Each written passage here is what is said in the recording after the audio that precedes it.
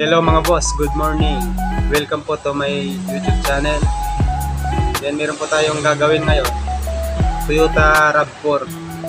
Ang issue niya po, kumakabig po daw siya, then malakas po yung kalampag, then lagit-lit. Bago ka pa lang boss sa YouTube channel ko, baka naman boss, like and subscribe. Tara, tingnan na natin to. Yan boss, bali tinagal ko na muna yung boss, Tyrant in. Tinagal ko din yung saka yung stabilizer link, tinanggal ko rin ito sir. Ito po yung sir, lumalagatok pag lumili ko.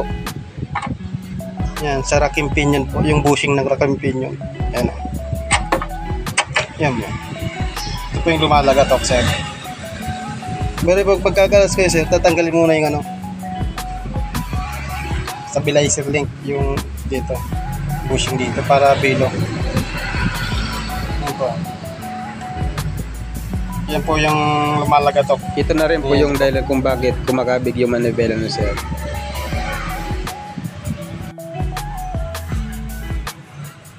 Yan boss. Bali natagal namin yung bushing boss ito boss. Hello guys! Sa kabila wala nang rubber. Then sabi ni sir, sabay na rin daw itong kabila. Ayun, kilarasin namin. Bala ginabis ko lang dyan dito boss. Improvise lang boss. DIY lang boss. Barya lang to, size 19. Ito, size 19 siya. Binili ko lang sa bolsin nut. Then, yung ko, pantanggal lang naman Shopee. Size 32. Boss. Ito lang yung bushing yan. Sa kabila.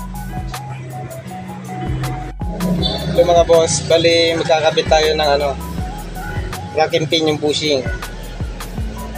Then ang tamang posisyon na yan mga boss, pataas po siya. Yan, pataas. May arrow din po yan boss. Saka ito po yung guide. Yan, may tunlok siya. Pataas. I-push. Patry mo lang ha.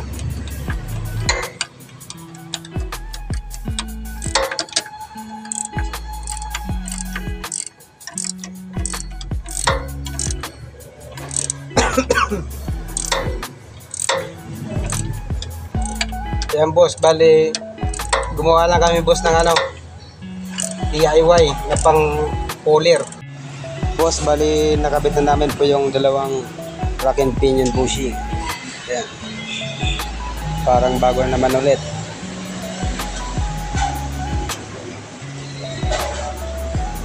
Wala na pong kalog-alog.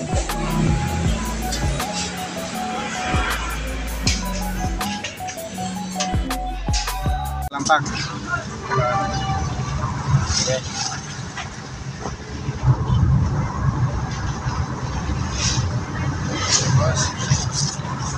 Wala na yung kalampag. Wala na, no? Wala na. Dati naalog-alog, talaga kalas na Yung palang naalog na. Okay. Wala na. May katayo. Lapag tayo.